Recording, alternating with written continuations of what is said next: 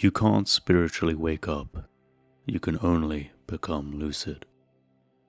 Once upon a time, I, Chuang-Tzu, dreamt I was a butterfly, fluttering hither and thither, to all intents and purposes, a butterfly. I was conscious only of my happiness as a butterfly, unaware that I was Chuang-Tzu. Soon I awoke, and there I was, veritably myself again. Now I do not know whether I was then a man dreaming I was a butterfly, or whether I am now a butterfly dreaming I am a man. In the lucid dreaming scene, there is the term false awakening. This is when you're dreaming about whatever, but then it ends and you find yourself in your bed. So you get up and start your day just like any other morning. Maybe you get dressed, brush your teeth, go downstairs for breakfast, or even go to work, only for you to find yourself back in bed, realizing that whole morning routine was actually a dream too. You may then get up and start your day all over again, only to find yourself back in bed, again realizing that you had another false awakening. This cycle of false awakenings can repeat itself a number of times. It may even repeat itself so many times that it actually becomes a terrifying loop in which a person is frightened that they may never be able to ever properly wake up. There are many parallels that are drawn between enlightenment, dreaming, and waking up. It's common for people to make direct comparisons between attaining spiritual realizations and waking up from a dream. And it's not even meant as a metaphor, but rather an exact analogy. The claim is that the mental move that occurs when one comes out of a dream while emerging from sleep is the same mental move that occurs when one spiritually awakens. Except it is not a dream induced by sleep that they wake up from, but a dream that persists even during the typical waking state. The idea is that most people are dreaming and they don't even know it, but some special enlightened beings have awoken out of this waking dream and come to see the real world. They have left the cave, to reference Plato's allegory, or as it has become more popular to say, they have exited the matrix. You'll hear statements such as, to wake up from the dream of the false self, to discover the true self, to discover the real ground of being, our true nature, or some such thing. However, most of the time what people think of as a spiritual awakening is really a false spiritual awakening. They believe they have literally woken up out of a delusion, but in actuality, they have just replaced the story of one dream for another, and are still fully bought in. Their main issue with the phrase of awakening is that people take it to mean they have woken up out of a dream and are now in direct perception of a mind-independent objective world, which is not subject to the empty, perspectival nature of everything. From the Mahasatipatthana Sutta. And how, monks, does a monk abide contemplating mind as mind? Here a monk knows a lustful mind as lustful, a mind free from lust as free from lust, a hating mind as hating, a mind free from hate as free from hate, a deluded mind as deluded, an undiluted mind as undiluted, a contracted mind as contracted, a distracted mind as distracted, a developed mind as developed, an undeveloped mind as undeveloped, a surpassed mind as surpassed, an unsurpassed mind as unsurpassed, a concentrated mind as concentrated, an unconcentrated mind as unconcentrated, a liberated mind as liberated, an unliberated mind as unliberated. Rather than waking up, a better analogy is of becoming lucid. Being lucid means being clear-headed, having a non-confused, sober understanding of one's condition. The realizations in question are not actually about waking up out of a dream. Rather, it's more apt to say that we can become lucid of the nature of the reality we perceive. That is to say, just as we can become lucid within a dream, meaning we realize the nature of the state happening as being a dream while it is happening, we can have similar clear understandings of our state while awake during the day. Eventually we become lucid of the nature of this unknowable reality, that it is neither something nor nothing. We do not, however, wake up from the dream. The dream continues. And in fact, To think that you have woken up is to actually have lost lucidity and fallen for another dream without realizing it. The irony is that the people who say they have exited the Matrix, spiritually speaking, are still lost to it. After all, regular non-awakened folks also don't believe they are in the Matrix.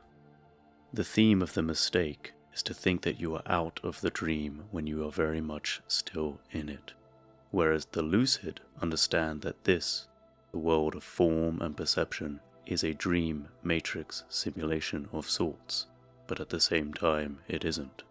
I will get to that later. As my friend Ed put it so well, welcome to the holodeck, P.S. you're a hologram. Except in this holodeck, even the walls are illusory, and there is no one inside the holodeck, and even the sense of being in a holodeck is illusory. Or another way I like to put it is, the degree to which you perceive yourself as being in touch with some objective mind-independent part of reality is the degree to which you are not enlightened, including the presencing of everything being of the mind as well. The enlightenment process is actually really simple, and it goes like this.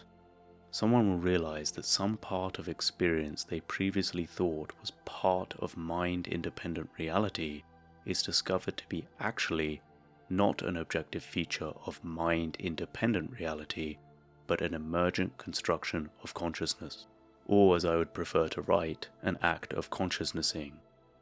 And this includes your sense of consciousness itself, if you can follow me this far. I'll give a trite example.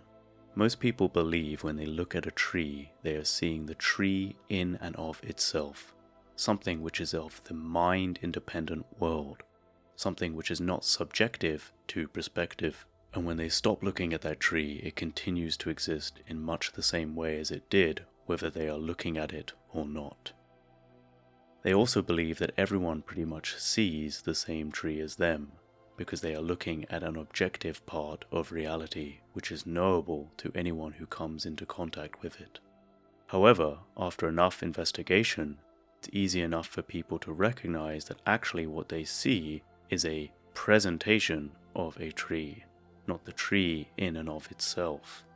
This tree is constructed within their mind. To understand this is not to awaken from a dream of seeing trees. We continue to see trees, but to become lucid to the fact that trees as we know them are mind-made. Now extend that understanding to everything else you could possibly reference via experience, meaning one's sense of self, and eventually the perception of the mind itself, and even this whole dream-awake, real-not real distinction. Finally, the snake eats its own tail, and your whole world is turned inside out and back again. We come to neither identify as being on the side of the dreaming, nor awake, neither in the dream, nor not in the dream, neither in the mind, nor not in the mind, as this being neither fake nor real.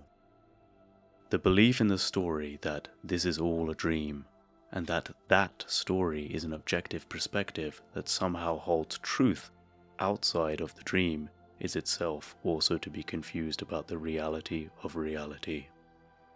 There is no waking up to do, as you are already awake, so to speak, but now you are lucid.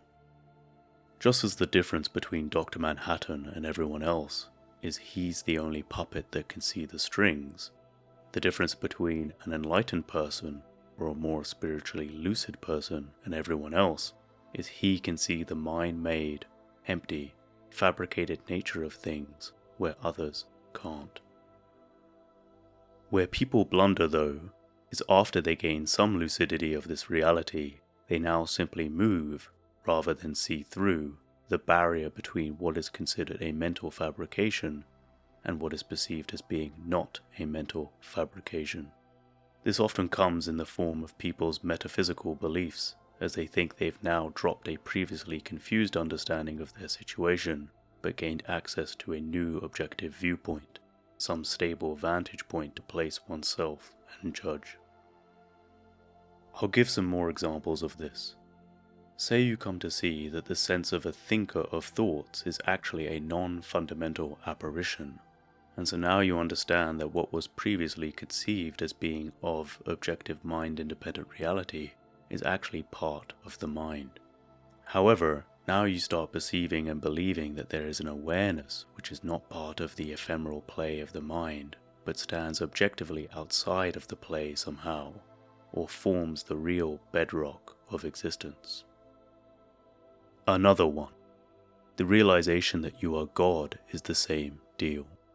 There may be the experience that everything is God, but that is more mind content. It is not direct contact with an objective mind-independent stance. The same goes for everything is love, as well as everything is consciousness. This even goes for the sense that everything is mind, or a dream, or even real. So long as you are relying on some felt sense of something within experience to give a clear reading of how reality is ontologically, then you are just appealing to more dream content. The goal of enlightenment isn't to have experiences, be they temporary or mostly persisting, in which special qualia cues give you the feeling of some objective truth about reality. The goal is to develop the metacognition and recognize all experiential goings-on as processes, not things, and not to be confused by the content of those processes as being indicative of the world in and of itself, independent of perception. From Frank Herbert's Dune. The mystery of life isn't a problem to solve, but a reality to experience, a process that cannot be understood by stopping it. We must move with the flow of the process. We must join it. We must flow with it.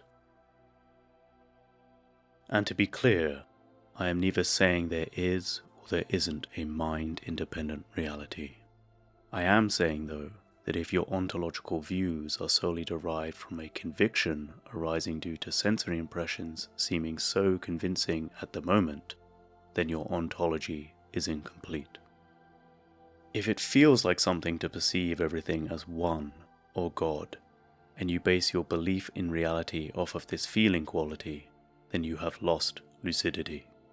You may add rationalizations to your view after the fact, but if in essence the view originates and depends upon a special experience, then this is not getting at enlightenment.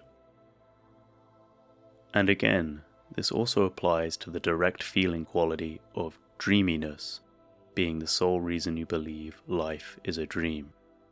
And even if there is a feeling quality of realness in experience, and so you believe reality is not a dream and you are awake, if this is what your view comes down to, then you are not lucid. The world is neither a dream nor it isn't, and there is no waking up to do. Truth be told, there is simply phenomenological presentation and its absence on a scale from none to more. And all phenomena exhibit certain properties, one of those being informational content. So, qualia come with inherent meaning, a message or self-evident signal. Now those qualia could come with the signal dreaminess, or the signal could be realness. Regardless, the informational content is like the story of the dream and tells you nothing about what lies outside the dream. If there is an outside, or what creates the dream, we can only postulate. Whether there is phenomenological presentation or not, it is arbitrary to call its presence the dream or not. Reality is not a dream if we are talking via direct reference to immediate phenomenological signals. This is it. It's really happening. And reality is a dream if we are conjecturing beyond those direct phenomenological signals. Everything is like a hallucination. However, the making of the distinction between these two perspectives comes from buying into the supposed truth about our conjecturing beyond direct phenomenological impressions. This may sound convoluted, but I promise there is a way to understand this without it boggling the mind. With enough metacognition, we come to neither identify as being on the side of the dreaming nor awake, neither in the dream nor not in the dream, neither in the mind nor not in the mind, as this being neither fake nor real. Experience comes with transitory signals which sometimes suggest realness and sometimes illusoriness, and if you are really perceptive, both at the same time, until eventually you transcend the belief in either category, whilst continuing to include and make sense of both sides of the duality and reaching what I call the superposition perception of enlightenment. In all, forget waking up. Be lucid. Have clear understanding of what qualia processes are in effect while they are happening. And may we all have sweet dreams.